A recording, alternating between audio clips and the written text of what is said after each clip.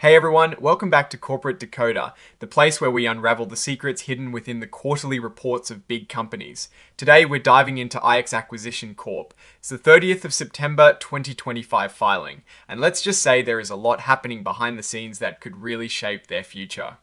Get ready, because we're about to decode a financial story filled with extensions, potential deals, and a whole lot of numbers to sift through. Before we jump in, if you appreciate getting straight insights from these complex documents, make sure you are subscribed. We also have a Discord community linked in the description below, so come join the conversation. Alright, let's get straight to it. Accession Corp is what is called a blank check company, or a special purpose acquisition company, often known as a SPAC. Think of it as a company that exists only to raise money through an IPO, with the sole purpose of finding another private company to merge with. They do this within a specific time frame, and if they don't find a deal, they typically have to return the money to investors. Looking at their balance sheet as of the 30th of September 2025, the company has about $85,883 in cash, which sounds small, but remember this is operating cash, not the money they've set aside for their big acquisition. The real bulk of their money, almost $20 million, is sitting in something called a trust account. This is that special pot of money set aside for their future business combination. On the other side of the balance sheet, things get interesting. They have liabilities, which are money they owe, totaling about $15.7 million. A big chunk of that, nearly $2.8 million, is related to derivative warrant liabilities. Warrants are basically options to buy stock at a certain price. And when they're treated like financial instruments, their value can fluctuate, and those changes can impact the company's bottom line. They also have accounts payable, which is money owed to suppliers, totaling about $300,320. And then there is a significant amount related to something called promissory note, related party, that is money borrowed from related parties, standing at almost $4 million. This indicates they are relying on loans from parties connected to the company, likely their sponsor. Now here is a key point for SPACs.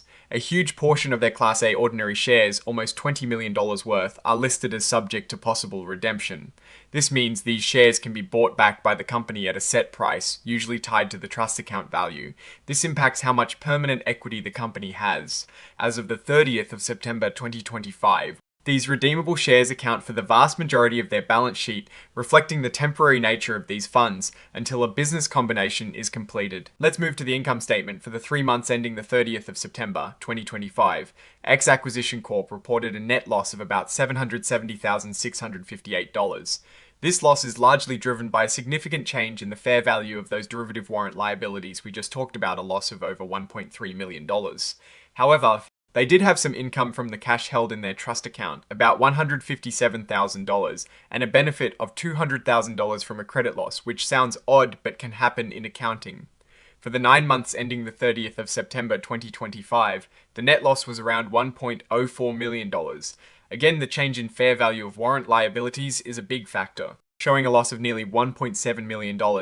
On the flip side, they earned about $462,000 in interest from their trust account and had that same $350,000 benefit from credit loss. It is clear their main financial activity involves managing their trust account and dealing with the volatile valuation of their warrants. When you look at earnings per S-share, it is negative as expected with a net loss. For Class A ordinary shares, the loss per S-share is about 10 cents for the quarter and 14 cents for the 9 months. This negative per S-share value is typical for SPACs before they found a real business to merge with. The statement of changes in shareholders' deficit paints a picture of how their equity has shifted. They started 2025 with a deficit of over $13.6 million. Throughout the year, while they reported net income in some periods, the impact of remeasuring their redeemable shares kept pushing their accumulated deficit down further. By the 30th of September 2025, their total shareholders' deficit was a hefty $15.5 million. This shows how much of their own money has been eroded by operational costs and the accounting treatment of their financial instruments. Interestingly, for the 3-month period ending the 31st of March 2025, they actually show a net income of $242,125. This might seem good, but it is often an accounting adjustment related to the redemption value of their shares, not from actual business operations. By the end of September 2025, the company's total accumulated deficit had grown to a substantial $15.5 million. This figure represents the total losses the company has incurred since its inception, and it is a significant number for a company that hasn't yet completed its core business objective. Now, let's look at the cash flow statement for the 9 months ended the 30th of September 2025. Accession Corp generated about $418,623 in cash from operations. This is a positive sign, mostly due to changes in their operating assets and liabilities, which added over $597,000. However, they spent about $434,801 on investing activities, primarily from those monthly extension deposits into the trust account. Financing activities brought in about $98,534, mostly from that related party promissory note. They consistently deposit money into their trust account as part of the extension process. For the 9 months of 2025, this outflow was around $434,801, and for the same period in 2024, it was $450,000. These are regular cash outflows simply to keep the company alive and extend the deadline for a business combination. Financing activities show they're getting money from related parties, often through convertible promissory notes. For the 9 months of 2025, they received about $578,534 from these notes, while also repaying some, leading to a net inflow. This highlights their reliance on related party financing to keep operations going. The company is in a critical phase. They have until the 12th of October 2026 if they exercise all their extensions to find a business combination. If they don't, they have to liquidate. This uncertainty about their future as a going concern is a major red flag. Management admits this raises substantial doubt about their ability to continue as a business for at least another year. They've been extending their combination period, which is the time frame they have to find a merger partner. They've gone through several extensions, each requiring them to make monthly deposits into their trust account. This shows a constant effort to buy more time, which investors should watch closely. A significant development is the merger agreement signed on the 29th of March 2024 with a company called Accession Incorporated, or Accession Inc., and of course their own subsidiary Alaska On Merger Sub Incorporated. This agreement outlines the terms of a potential business combination. It has been amended several times, showing adjustments as they navigate the deal. As part of this potential merger, they're also working on a private investment in public equity known as a PIPE. This involves selling shares to investors at a fixed price, like $11.50 per S-share, to raise capital for the combined company. They're aiming to raise a substantial amount, with a minimum target of $45 million, excluding safe investments. Alongside the PIPE, there is something called the SAFE or Simple Agreement for Future Equity. These are agreements where investors commit money now, and it converts into company stock at a set price later, often upon a business combination. As of late 2025, they've entered into these SAFE agreements for an aggregate of nearly $9 million.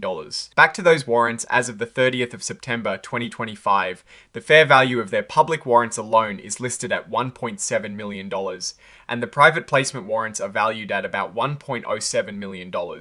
These are liabilities on their books, and the changes in their fair value, as we've seen, can significantly impact their reported profit or loss. The fair value of the public warrants is $1,725,000, classified as level 2, meaning their value is based on observable market prices.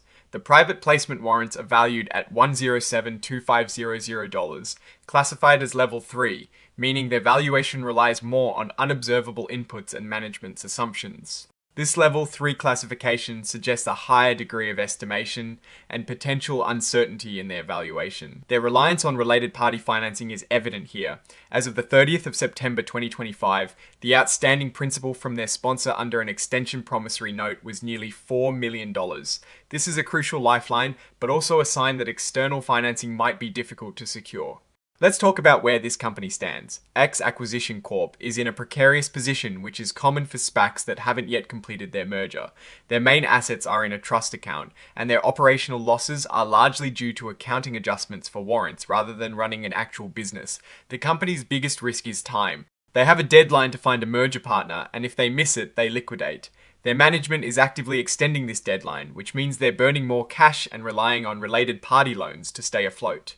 The planned merger with Accession Inc. is the bright spot, offering a path to becoming an operating company. But the success of that deal hinges on securing the necessary PIPE and safe investments, and navigating the complex regulatory landscape. We're seeing a lot of extensions and financial gymnastics to keep the SPAC alive, which is a testament to the effort to close this deal, but also a signal of the challenges involved. Looking at the bigger picture, Accession Corp is essentially a vehicle for a business combination.